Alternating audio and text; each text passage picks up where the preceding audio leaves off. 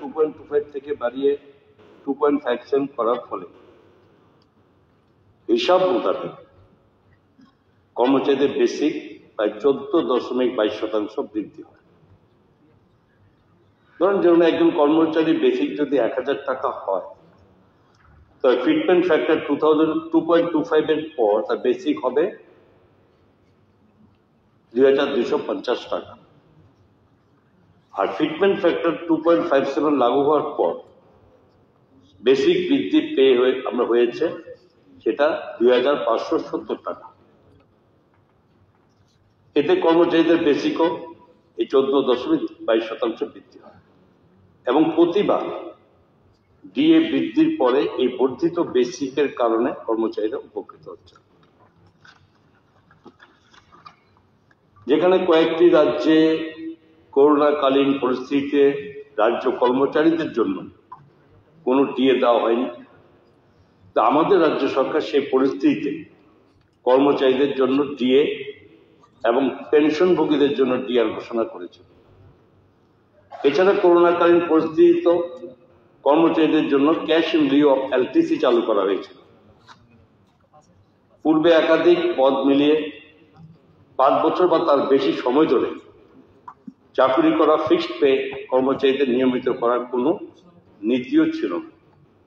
ফলস্বরূপ বিভিন্ন পদ মিলিয়ে 8, 9 এমনকি 10 বছর চাকরি করেও কোনো কর্মচারী ফিক্সড পে থেকে যেতেন। আমাদের সরকার এই নীতি সংশোধন করেছে। সংসদীয় নীতির অধীনে একজন ফিক্সড পে কর্মচারী একাধিক পদ মিলিয়ে 5 বছর ধরে একটানা চাকরি সম্পন্ন করলেই নিয়মিত হওয়ার যোগ্য হচ্ছেন। আমি আরো বলতে চাই, এর আগে আলোচনা মাননীয় সদস্যের পরিপ্রেক্ষিতে মাননীয় মুখ্যমন্ত্রী বলেছেন কি অবস্থাতে আমরা সেটা সিদ্ধান্ত করেছি। যেটা হচ্ছে আমাদের সরকার আসার পর থেকে দেখতে পাই যে আইনি জটিলতা অনেকদিন ধরে অনেক কর্মচারী পদোন্নতির সুবিধা থেকে বঞ্চিত ছিল। হ্যাঁ, আমরা পদোন্নতি দেওয়ার জন্য অ্যাড হক প্রমোশন পলিসি চালু করেছিলাম এবং একটা বিরাট অংশের কর্মচারী সুযোগ সুবিধা পেয়েছে।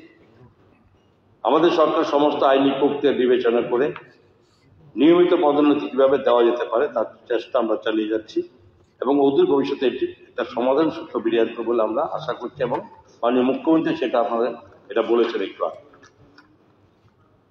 তো আমরা আশা প্রকাশ করছি। এছাড়াও ধরুন আমরা বিভিন্নভাবে সমস্ত রাজ্যের মানুষকে সুযোগ দেওয়ার চিন্তা করি, সঙ্গে সরকারি কর্মচারীদের জন্য যেন তারা সকলে সুযোগ পেতে পারে, সেখানে মুখ্যমন্ত্রী জন আরোগ্য যোজনার সুবিধাও যাতে সমস্ত সরকারি কর্মচারী পেতে পারেন তার জন্য একটা আমরা পলিসি আমরা তৈরি করেছি। আমাদের সরকার টিএসআর জওয়ানদের অবসরের বয়স 58 বছর থেকে বাড়িয়ে 60 বছর করেছে এবং টিএসআর ও পুলিশের জন্য বরাদ্দ রেশন মানি ও ড্রেস অ্যালাউন্স আমরা বৃদ্ধি করেছি। আমাদের সরকার হোমগার্ডদের মাসিক পেনশন আগে যেটা পেত 750 টাকা, সেখান থেকে 3 গুণ বাড়িয়ে আমরা 2200 টাকা করেছি। রাজ্য সরকার ডিএর ব্যবধান যাতে ধীরে ধীরে কমানো যায় তার জন্য আমরা প্রতিশ্রুতিবদ্ধ এবং সময় সময় সেটা আমরা কমিয়ে আনার চেষ্টা আমরা করছি। তাছাড়া আমাদের সরকারি কর্মচারীদের জন্য যেখানে ফেস্টিভ্যাল অ্যাডভান্স ছিল 5000 টাকা, আমরা সেখানে বাড়িয়ে 20,000 টাকা করেছি এবং তার সঙ্গে কর্মচারীদের জন্য বরাদ্দ ফেস্টিভ্যাল গ্র্যান্ট 2018 সালের তুলনায় এই বছরে 3 গুণ বৃদ্ধি করছে। যেটা আগে 700 টাকা ছিল, বর্তমানে আমরা সেটা 2100 টাকা আমরা করেছি।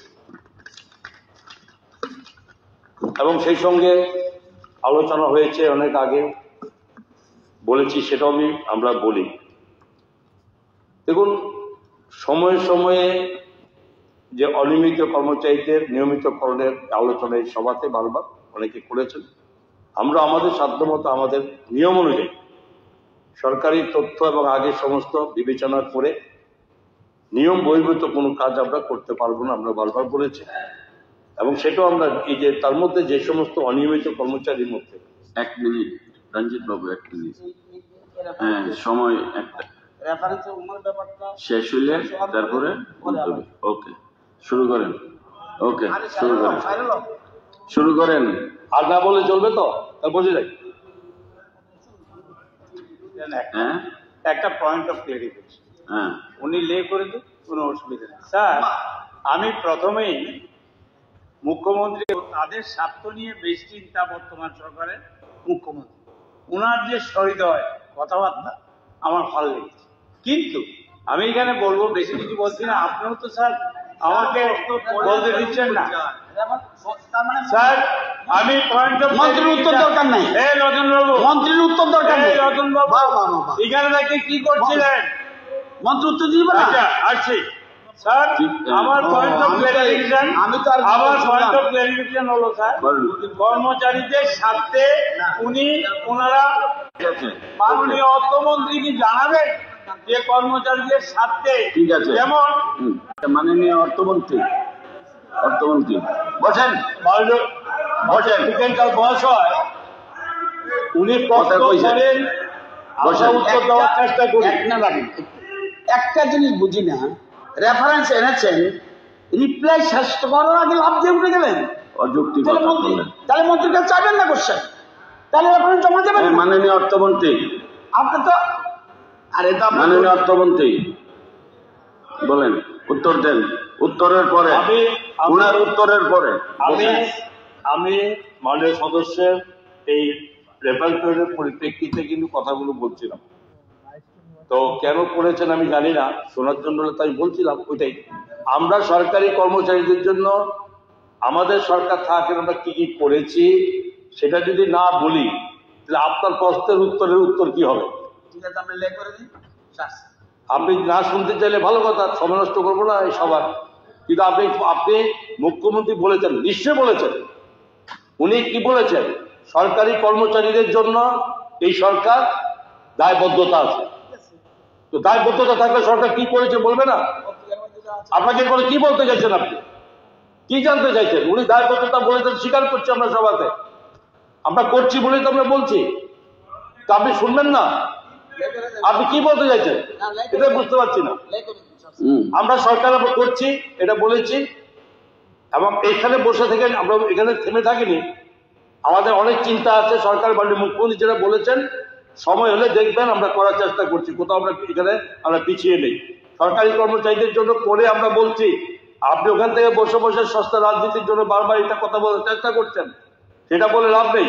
কাজ করে দেখাতে হবে, কাজ করার জন্য চেষ্টা করা হচ্ছে। রাজ্য সরকারের অর্থনৈতিক সীমাবদ্ধতা আছে, তার মধ্যে থেকে রাজ্য সরকার করার চেষ্টা করছে। আপনি মনে বলছেন যে রাজ্য সরকার কর্মচারীদের জন্য কিছু করছে না, এটা তো বলতে পারেন না। আমরা করেছি বলে আপনাকে বলে শোনাচ্ছি আমরা কি করেছি। এবং মাননীয় স্পিকার চাঁদ মহাশয়, মাননীয় মুখ্যমন্ত্রী যেটা বলেছেন, ওনার বক্তব্য শুধু একবার না, উনি যখনই যান কেউ প্রশ্ন করলে সেখানে বারবার উনি এটাই বলার চেষ্টা করেছেন যে আমরা আমাদের রাজ্যের আর্থিক অবস্থার উপর বিবেচনা করে কর্মচারীদের সঙ্গে যেভাবে তাদের ডিএর যে ডিফারেন্স এখন পর্যন্ত 22% আছে, এবং সেগুলো যত সম্ভব কমিয়ে দেওয়ার মতো ব্যবস্থা আমাদের সরকার সেটা করার জন্য উদ্যোগ নিচ্ছে, এবং সেটা আমরা করতে থাকব। বেশি সময় নেই, সময় আমাদের আর্থিক সুস্থিতির উপর নির্ভর করে। আমরা সেটা করব, সময় হলে সেটা মাননীয় মুখ্যমন্ত্রী বলবেন। সুতরাং এর জন্য আপনি যেটা বলেছেন সরকারি কর্মচারীদের জন্য করার জন্য সরকারের ভাবনা আছে, এবং সরকার যেটা করছে বিগত যে কয়েক বছর যেটা করেছে সেই মোতাবেক ধারা মতো আমরা করার চেষ্টা করব। যেটা আমরা এটাই মুখ্যমন্ত্রীর এই বক্তব্য, এটা আমি সমর্থন করে এবং রাজ্য সরকারের পক্ষ থেকে অর্থমন্ত্রী হিসেবে বলছি, যেটা আমরা করছি সেটা নিশ্চয় বলছি। ধন্যবাদ।